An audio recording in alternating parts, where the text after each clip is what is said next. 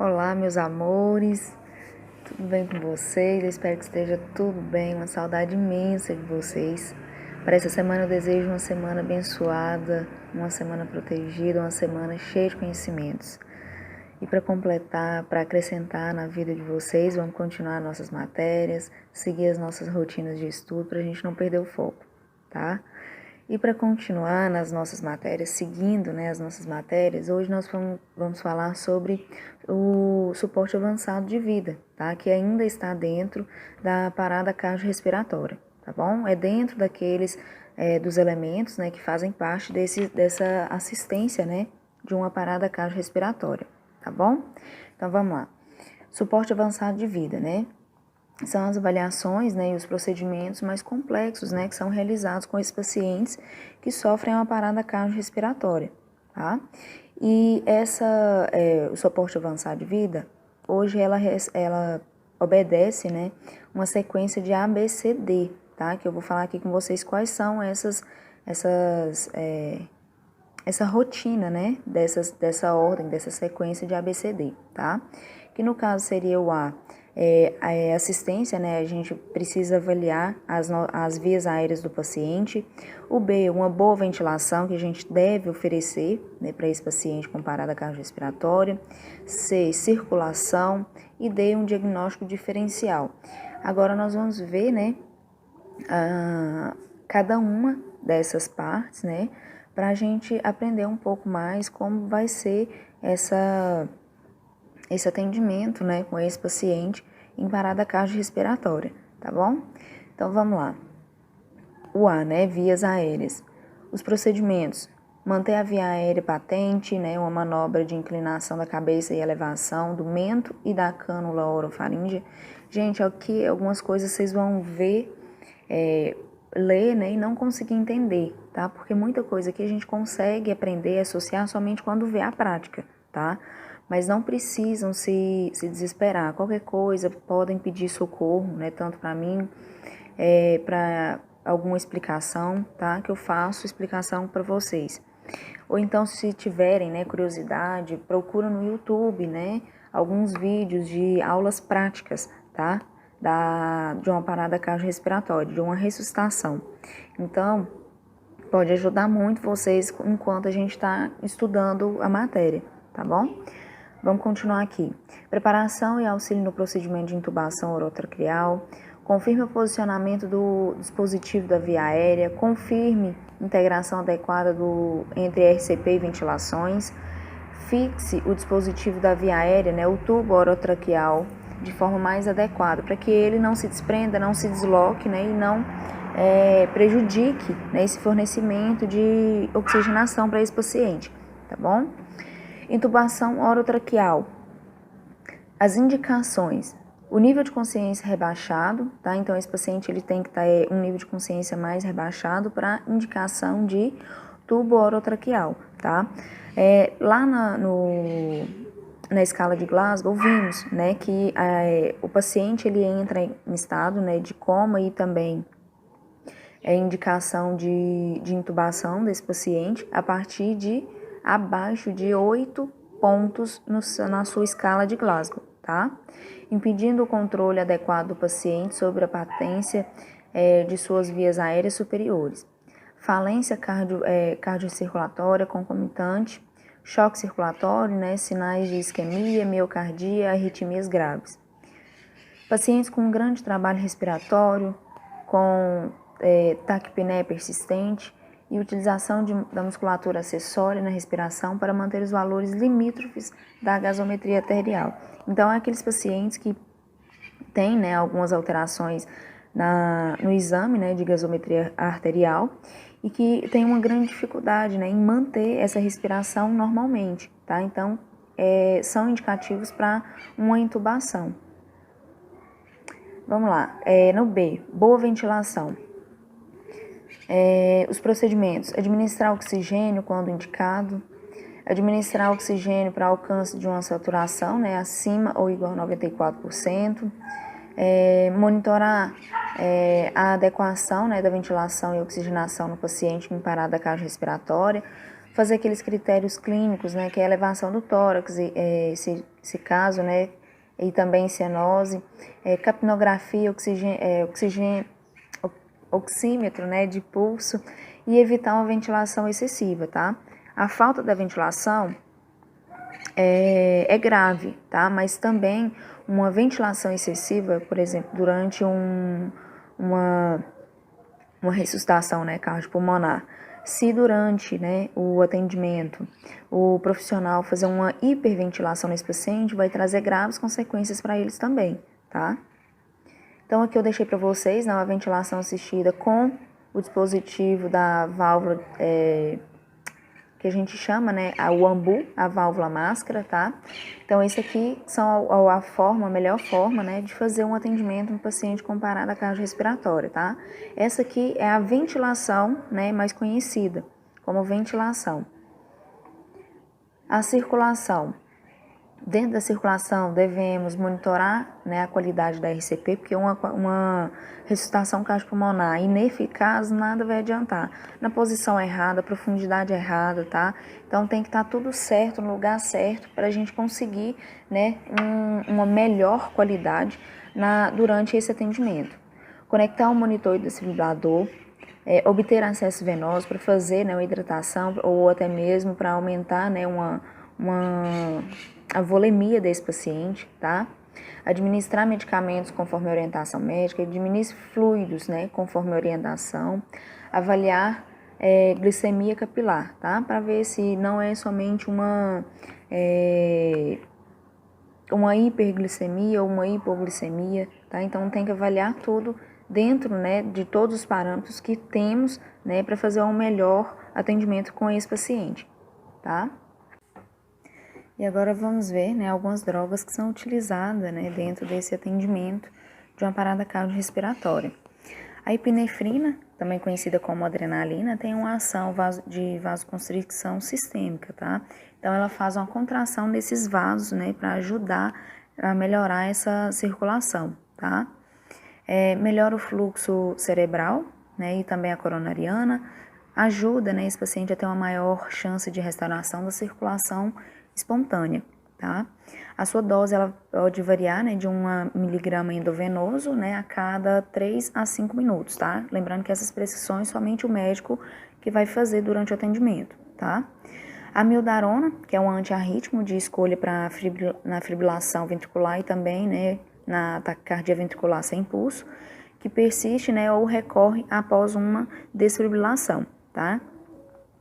Bicarbonato de sódio, somente se for confirmado, né, uma acidose metabólica, hipercalemia ou intoxicação por tricíclicos ou fenobarbital, dose de 1 miliequivalente, né, por quilo, que dá mais ou menos 1 ml, né, por quilo, em bolos intravenosa, tá? Essa via intravenosa e endovenosa é a mesma coisa, tá? E essa questão, acidose metabólica, o que é isso? Quando a gente for ver lá gasometria, né, o exame, né, de gasometria arterial, eu vou explicar para vocês o que é, tá? Então, não se preocupem, não se afobem por enquanto. A atropina, que é um medicamento de primeira escolha para bradicardia sinusal sintomática, melhora a resistência vascular, né, sistêmica, no caso da pressão arterial, reverte a depressão da frequência cardíaca. A sua dose é de 0,5 miligramas, né, endovenoso, e pode ser repetida até 3 miligramas no máximo, tá? É a dose máxima, né, para ser aplicada. A lidocaína é um antiarrítmico de menor ação no foco elétrico alterado, diminui o limiar da desfibrilação do coração, só usado se o coração resiste a uma fibrilação ventricular. Então, essas indicações somente o médico vai fazer, tá? A dose inicial é de 1 a 1,5, né, miligramas por quilo, intravenosa, em bolos, e a dose adicional pode ser usada, mas não deve ultrapassar o total de 3 miligramas por quilo. Agora vamos fazer um diagnóstico diferencial, tá? Que são as principais causas, né, de uma parada cardiorrespiratória. A gente precisa fazer esse diagnóstico para saber, né, como agir, né, durante esse atendimento, tá? Então, vamos ter a hipóxia, né, que é uma causa frequente de uma parada cardiorrespiratória. As medidas adjuvantes na RCP, elas revertem a hipoxemia, né? A hipoxemia, o que é hipóxia? É a falta, né, de oxigenação, tá? Uma diminuição nessa oxigenação do paciente, tá? Então, ela vai reverter, né, a hipoxemia como ventilação assistida, com o ambu conectado à fonte de oxigênio. A via aérea avançada com intubação orotraqueal e outros dispositivos. Procedimento cirúrgico, como drenagem de tórax, pode ser realizado pela equipe médica, tá? Então, assim, a gente vai fazer de tudo para tentar reverter essa hipoxemia, tá? Aumentar a oxigenação desse paciente. A hipovolemia. Hipovolemia é uma diminuição, né, de volume circulante desse paciente, tá? Também é uma outra causa muito frequente em uma parada cardiorrespiratória. Porém, ela está relacionada mais aos traumas, tá? Por exemplo, acidente, né? Quando tem uma perfuração, com arma de fogo, tá? Então, esse paciente acaba perdendo muito sangue e isso causa uma hipovolemia, tá? Vai fazer o uso, né, de cristalóides, que são algumas fontes, né, para reverter essa hipovolemia, tá? É um líquido que vai ser aplicado nesse paciente. Deve ser inicialmente prescrito, né, esses cristalóides, seguido de hemoderivados, que é uma reposição, né, de sangue, assim que disponível. Sempre que possível, a contenção do sangramento deve ser realizada, tá? Uma acidose, né, quando os líquidos do corpo de uma pessoa contêm muito ácido, dizemos que ela tem uma acidose. A acidose, ela ocorre quando os rins ou os pulmões, ele não pode manter o equilíbrio do pH do organismo, tá? Existem dois tipos de acidose metabólica, dois tipos de acidose, né? A metabólica e a respiratória, que são essas que a gente vai ver dentro da gasometria arterial, tá bom? A acidose metabólica, ela ocorre quando os rins não conseguem eliminar os acúmulos de ácido ou quando o corpo da pessoa elimina muita base, tá? As bases, elas neutralizam os ácidos e vice-versa. A acidose respiratória, ela acontece quando os pulmões não eliminam o dióxido de carbono. Lembra que eu falei com vocês que o CO2, ele acaba sendo tóxico para o nosso organismo? É nesse caso aqui, tá? De modo adequado, né? E quando o CO2 se acumula no sangue, ele passa a ser mais ácido. Existem tratamentos diferentes para cada tipo, né, de acidose. E esses estão relacionados à patologia, né? O que está causando essa acidose, tá? Acredita-se que o melhor tratamento para a acidose é realizar a ressuscitação cardiopulmonar, né, de alta qualidade. Então, assim, esse paciente que veio, né, a ter parada cardiorrespiratória, além da gente ter o tratamento, né, aquela doença, né, ou o problema que trouxe esse paciente a ter, a gente precisa dar uma melhor, né, como se diz, o máximo, né, de qualidade durante essa RCP, tá bom? O tromboembolismo coronariano, né, que é a trombose coronariana ou de síndromes coronarianas agudas, né, elas representam uma das principais causas, né, é uma causa muito frequente de uma parada cardiorrespiratória. Atualmente, a morte súbita ela é ocasionada por taquicardias ventriculares, mas também pode refletir de né, infarto agudo do miocárdio de grande extensão. Lembra como eu falei com vocês que dependendo da situação, né, que onde for onde tiver, né, a presença desses trombos ou desse ateroma, né, pode causar no paciente uma morte súbita. Lembra que eu falei com vocês? É nessa situação. A realização da intervenção coronariana, né, que no caso poderia ser a angioplastia, representa uma das grandes metas, né, o pós-cuidado após uma parada cardíaca, tá? Todavia, a realização do procedimento durante uma RCP, né, uma ressuscitação cardiopulmonar, é controversa, tá? Então, aqui ele está falando que durante esse procedimento que ele fala é a angioplastia, tá? Que é essa intervenção coronariana percutânea. No tamponamento cardíaco, né, ele é de difícil diagnóstico, né, para os médicos durante uma parada cardiorrespiratória, exceto se o diagnóstico ele já for conhecido, né, ou se o ultrassom estiver disponível dentro da sala de emergência, né, durante esse atendimento. Aí, nesse caso, né, se deve fazer a pericardiocentese, né, imediata, que pode reverter essa parada cardiorrespiratória. Essa pericardiocentese, ela é um procedimento, né, onde os médicos fazem a retirada, né, do sangue que está extravasando, né, desse coração, tá? O que é esse tamponamento cardíaco? É quando tem um extravasamento de sangue, tá, que vai ficar entre o músculo, né, cardíaco, e é uma películazinha que fica protegendo o coração. E quando tem esse extravasamento de sangue, né, nessa região, entre essa película, né, que está ali protegendo o coração e o coração em si, ele vai fazer com que esse coração ele fique mais, a sua contração, o seu relaxamento, ele fica mais diminuído, tá? Ele vai fazer com que tenha, né, uma dificuldade para exercer as suas funções normais, tá?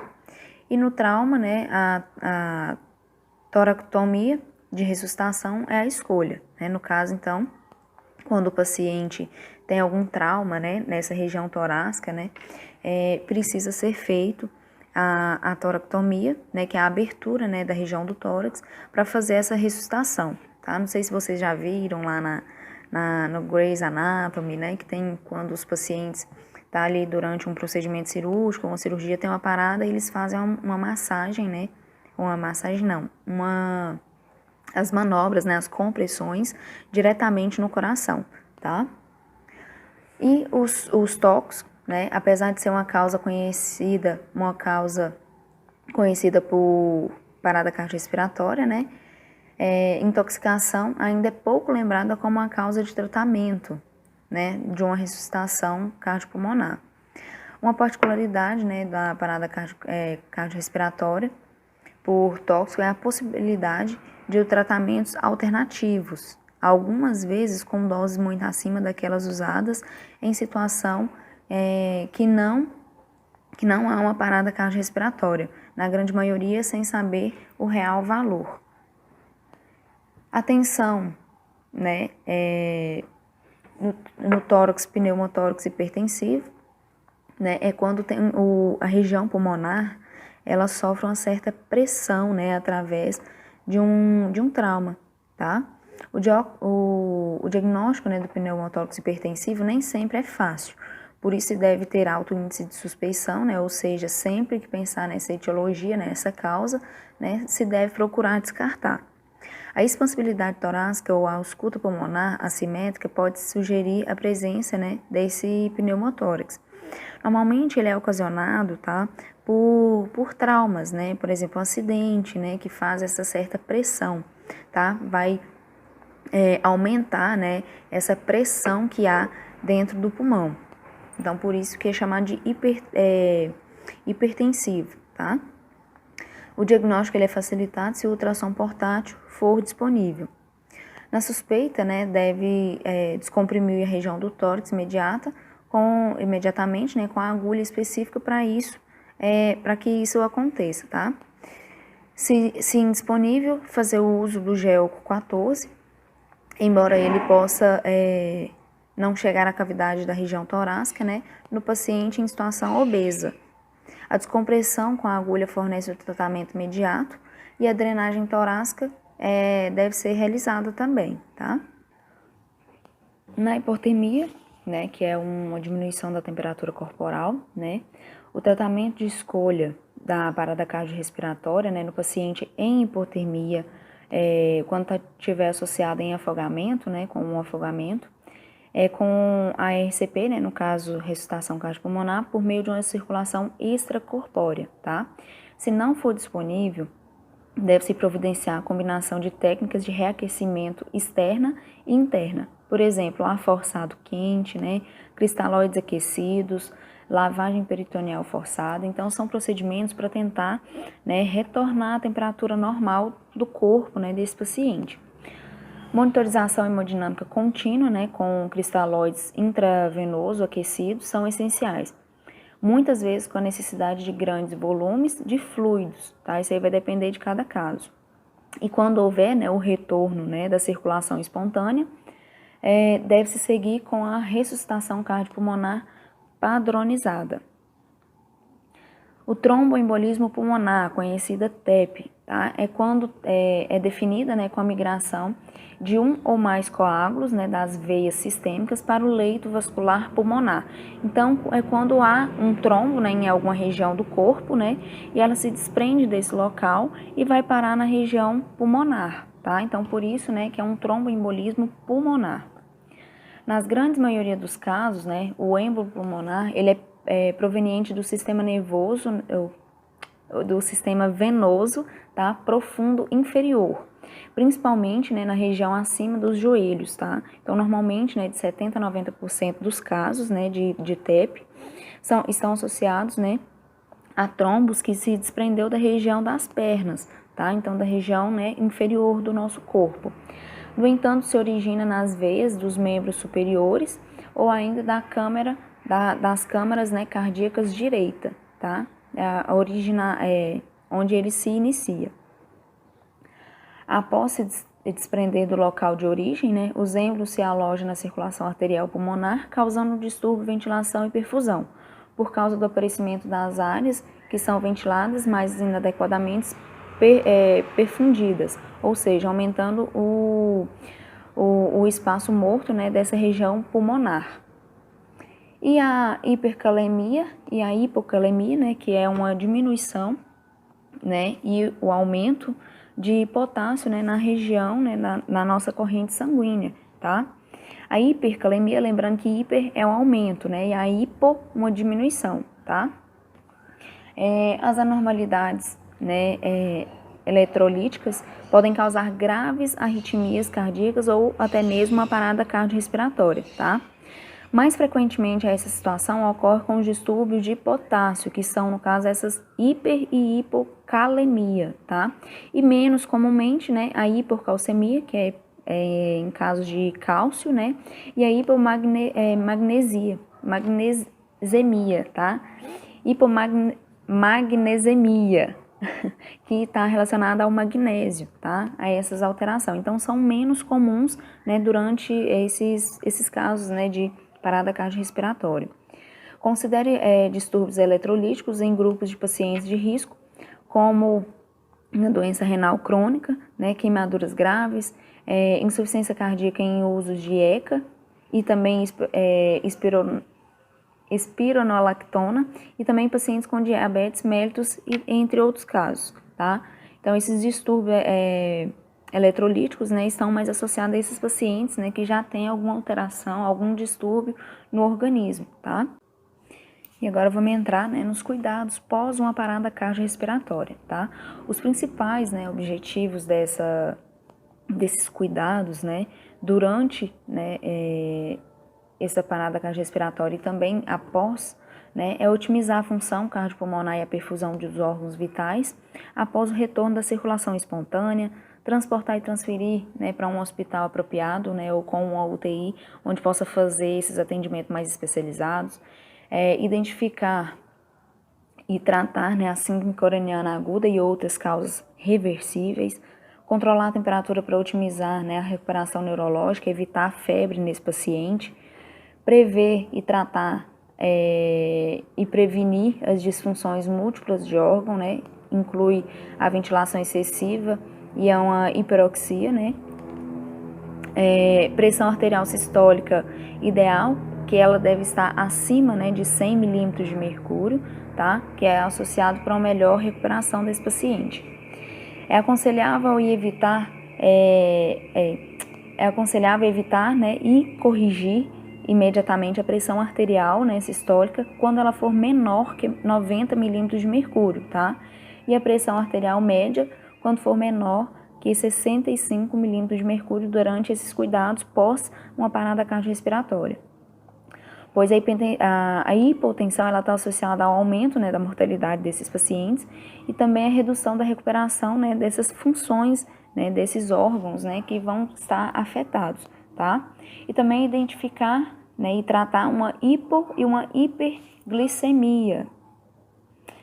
A equipe para atendimento, né, de uma parada cardiorrespiratória, né, é a atribuição de cada profissional do atendimento durante, né, uma parada cardiorrespiratória, de acordo com a orientação da American Heart Association. A equipe, né, de atendimento deve dispor de 6 elementos assim distribuídos. Um deve ficar na liderança, normalmente o médico, né, pega essa liderança, um na ventilação, um na compressão torácica, o outro vai ficar na anotação de medicamento e também do tempo, outro vai ficar na manipulação dos medicamentos, outro no comando, né, próximo ao monitor do eletrocardiograma, tá? Para ver como é que tá esse coração, se ele entrou em taquicardia ventricular, tá? Ou em fibrilação. Então, um vai ficar em cada lugar para que ninguém fique perdido, tá? Então, assim, dentro da realidade, né, de cada instituição, procure-se padronizar as funções dessas pessoas com as atribuições mais específicas, tornando o atendimento mais eficiente e mais rápido. Porque se cada um não souber onde ficar, né, como trabalhar, isso vai atrapalhar esse atendimento, né, durante essas paradas cardiorrespiratórias. Então, tem que ser uma forma mais padronizada, né, para cada um saiba onde ficar e não fica aquele trem perdido, né, aquele atendimento ineficaz, né, ninguém sabe onde vai, ninguém sabe o que pega, então tem que ser mais padronizado para cada um saber onde e o que fazer, tá? O auxiliar e o técnico de enfermagem, né, vão fazer a aproximação do carro de emergência e colocação da tábua rígida, preparo de medicação, controle do tempo e administração de cada medicação e obtenção de vias, né, de via de acesso venoso, tá? Então, assim, essas aqui são o que vocês podem, né, fazer para que tenha um melhor, né, atendimento, e é o que vocês podem estar realizando durante um atendimento de uma parada cardiorrespiratória, tá bom? Deixei para vocês também algumas questõezinhas, né, para vocês estarem realizando, se aprofundando mais sobre o assunto, tá? Qualquer dúvida vocês podem contar comigo, podem entrar em contato, que eu vou estar à disposição de vocês, tudo bem? Um beijo para vocês, ficam com Deus e até a próxima.